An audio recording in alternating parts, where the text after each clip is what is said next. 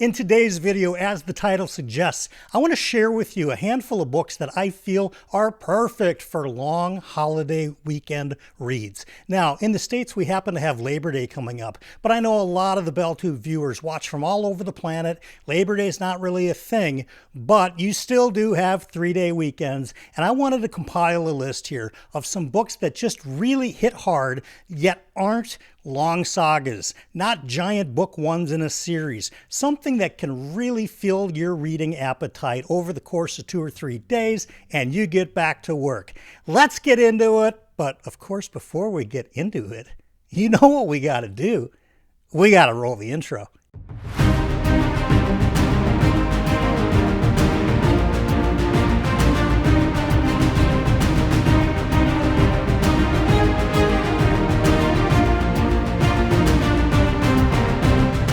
So welcome back to BellTube. I'm Brian Bell if you're new here. Today's video, I've got 5 or 6 books that I think are fantastic long holiday weekend reads. And to make it easier for everybody, I've time-stamped them all. So if something seems completely irrelevant to your taste, feel free to go to the next timestamp. We're going to find something for you here together. So let's get right into it with our first book. And I know I already said we're not going to talk about starting a new series, but this can 100% be read as a standalone. And this is Douglas Adams's Hitchhiker's Guide to the Galaxy. I know a lot of you will have read this already, but if it's been a hot minute, when you talk about books that reread very well, especially if it's been a long time, Hitchhiker's Guide does that and more. Now, if you've never read The Hitchhiker's Guide to the Galaxy, here's the quick premise. Yes, it's science fiction, but it's science fiction / comedy. We find out basically in the first few pages that Earth is going to be demolished to make way for a galactic highway, and one of our protagonists gets sucked off the Earth and goes on a bunch of space adventures with alien creatures. It's a really funny book. Douglas Adams is, in my opinion, completely hilarious. So in the theme of this long holiday weekend read, Hitchhiker's Guide to the Galaxy actually puts you a bit on a space vacation. It's funny, it's fun, it's poignant in places, so it's, it is satire, but there are things that will make you think for sure. But Douglas Adams does some things that very few authors I've run across in all my years of reading managed to do in this one first book. If you want to continue on with the Hitchhiker series, by all means do it, but you don't really need to. You can be a one and done on the Hitchhiker's Guide to the Galaxy and get absolutely everything you needed to get out of the book. I hope you picked this one because it's a great one. Let's move on to the next one. And this second book has absolutely been what I consider to be a booktube darling for the last few years, and that is Legends and Lattes by Travis Baldree. So where we were in science fiction before, now we're moving into the realm of fantasy, but it is kind of that newish genre, kind of labeled cozy fantasy. So what does cozy fantasy mean? Because I bet you there's a lot of people that aren't sure. Cozy fantasy simply means the stakes are pretty low and nothing's going to impact the world that we're, adventuring in here in any more than minor annoyances or maybe some very kind of drilled in deep dive into an individual person, but there is no great dark lord, ready to take over the world. We are not on the brink of apocalypse. We are not trying to save the lands. Now, Legends and Lattes, you've probably heard of it, and if you haven't, it's basically about an orc who's an orc barbarian, decides she doesn't want to be an orc barbarian anymore. Well, she's going to be an orc because she's always an orc, but doesn't want to be an adventuring barbarian anymore and decides she wants to open up a coffee shop. So when we talk about low stakes, that's exactly what we get here. Low stakes fantasy also kind of gets into more character interrelationships than necessarily epic fantasy does, at least right away, because these books that we're talking about here today, they're shorter books, so you don't have a ton of time to get into those interpersonal relationships. And so what does that mean? That means we generally get a pretty smaller cast. Definitely way smaller than epic fantasy. So again, the point of this video and why you clicked on it, I hope, is to find some books that you can rock out in a 2 or 3 day period and still have a great time with. I loved my time with Legends and Lattes. I had been reading a ton of epic fantasy where the stakes were so high and all the tropes are there, the chosen ones and all of it. You know what it is. This was just fun. This is a barbarian who knows nothing about coffee, who basically wants to, find some gnomish machinery and get open, and all the trials and tribulations that go along with being a storekeeper. It's a fun book, you guys. There's a reason it was a BookTube darling, so that's going to be pick number 2 today, Legends and Lattes by Travis Baldree. So for our third suggestion today, let's slide into mystery a little bit. And who better to talk mystery about than the Queen Dame herself? Is that a word, Queen Dame? I don't know. The Queen Dame, we're going with it. It's BelTube. We can do whatever we want here. There are no rules. You can see what I'm holding up. It's Agatha Christie's And Then There Were None. Okay, I've had some mixed thoughts over the years on Agatha Christie, but I do recommend this book as, like I said, a quick 2 or 3 day read. Some of you have such voracious reading appetites. You're going to read this in one sitting. This is kind of ultimately the book that maybe had inspired the movie Clue or the game Clue. I'm not exactly sure, but the premise is, maybe you've heard of it before. You've got, I think, 10 or 12 strangers that they believe are strangers that all get invited to this island home for a weekend, and slowly but surely, and then there were none, right? So we've got characters getting murdered throughout this book. And again, it's such a tiny book. You can rock this out in a long weekend for sure. But the whole fun of this is trying to figure out who done it. Now, as I've mentioned in many videos, I do have some issues with Agatha Christie, only insofar as she makes it difficult, nay, borderline impossible to figure this out. But if you're like me and you like to try to guess who done it, here's a really good place to start. Now, this does not have the Henri Poirot, which is really her main Belgian detective that you're going to find in other books like Murder on the Orient Express. This is a little bit different, where we don't have that, very famous detective coming to solve the problem. But I think there's something to like here, particularly if you like mystery. Maybe if you're like me and Agatha Christie has always kind of been hanging out there on your TBR and you've never really gotten around to reading her. And Then There Were None. It's a really cool example of what her work is like. Check it out. Of course, before we get into the fourth book, and we will here in a second, I wanted to take a minute and thank everybody who's been a patron of the channel. I'm going to flash a little patron card right here. I'll also share with you, if you like this type of content, if you like kind of quick suggestions to get some reading in, yet without absolutely destroying your own personal schedule, if you like videos like this and you like my vibe, please thinking about liking the video. That's that little thumbs up button. It helps YouTube show the video to more people and makes the video do better. Also, if you never want to miss what I'm doing, hit the subscribe button, join our BelTube community. We have free polls all the time. Your voice will be heard in the BelTube community, and I would love to have you here. So think about subscribing if you would like to. Let's move on to the next book. And for this next book, we're going to combine a couple things from the last 2 books. So we had mystery, we had fantasy. Let's talk about a fantasy mystery, and that is Susanna Clarke's Piranesi. As you can see, this is a very short book. I'm going to give you a couple of caveats here on Piranesi, and I'm not going to tell you anything about the book, because I really do believe that booktubers who go out and tell people the premise of Piranesi are doing their viewers a big disservice. The best thing that I can share with you about this book is do not read the back cover. Do not find out what it's about. All you need to know is that it's a fantasy mystery. That's it. Anything more than that, I believe, will take away from your overall experience. Susanna Clarke is a master wordsmith. You will find atmospheric tone in this book like you probably haven't found in anything else unless you've read her Jonathan Strange and Mr. Norrell, and even that is very different and By the way, that's like a 1,000,000-page book. That is not a weekend read.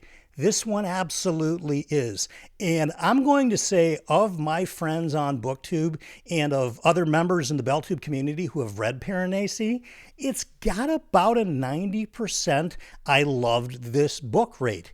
And yeah, you are going to find the 10% that it absolutely did not work for.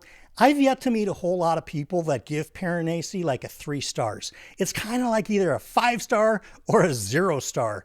And it really depends on how much they like a dreamy atmosphere, how much they enjoy not really knowing what's going on in the book and letting the story unfold as it is written to be unfolded.